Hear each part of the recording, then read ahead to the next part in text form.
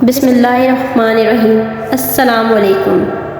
جنگ احد پارٹ 2۔ یہ سن کر آپ صلی اللہ علیہ وآلہ وسلم نے انصار اور مہاجرین سے مشورہ کیا، جس پر اکثر تجربہ کار اصحاب نے مشورہ دیا کہ شہر کے اندر رہ کر ہی مقابلہ کرنا چاہیے۔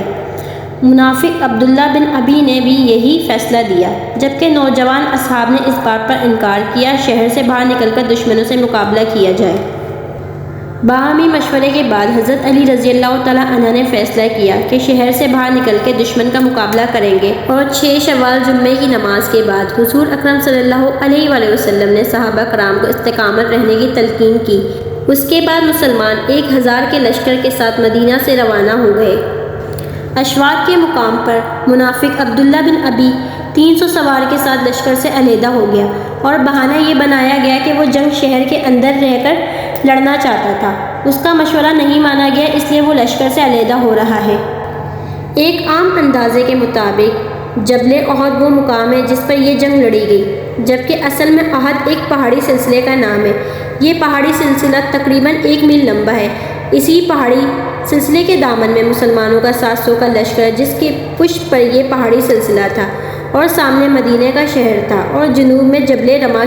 نبی کریم صلی اللہ علیہ وآلہ وسلم نے اسلامی لشکر کو اسی جگہ ڈیرا ڈلوایا جہاں یہ تینوں اطراف سے محفوظ تھے، اور سامنے ایک چھوٹا سا میدان تھا جہاں ان کا سامنا کفار سے ہونا تھا۔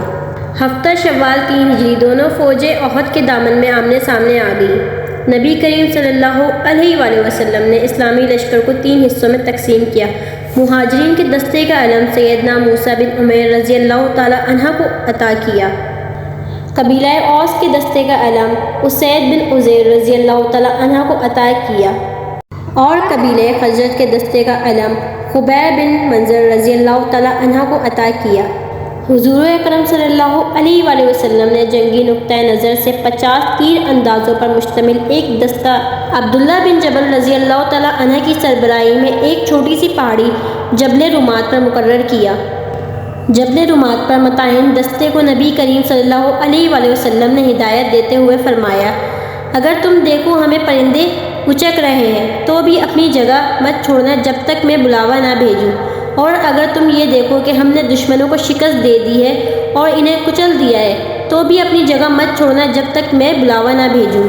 جبل رمات پر موجود ان تیر انداز دستے کا اصل کام دشمن کو جنوب کی طرف سے حملہ کرنے سے روکنا تھا، جبکہ ایک دستہ دائیں جانب اور دوسرا دستہ بائیں جانب۔ اس کے علاوہ ان دونوں دستوں کے آگے آگے ایسے ممتاز اور منتخب مسلمان رکھے گئے تھے جن کی جہاں بازی اور دلیری زبانیں زد عام تھیں، جنہیں ہزاروں کے برابر مانا جاتا تھا۔ یہ مسلمانوں کی جنگ کی ترتیب اور حکمت عملی تھی۔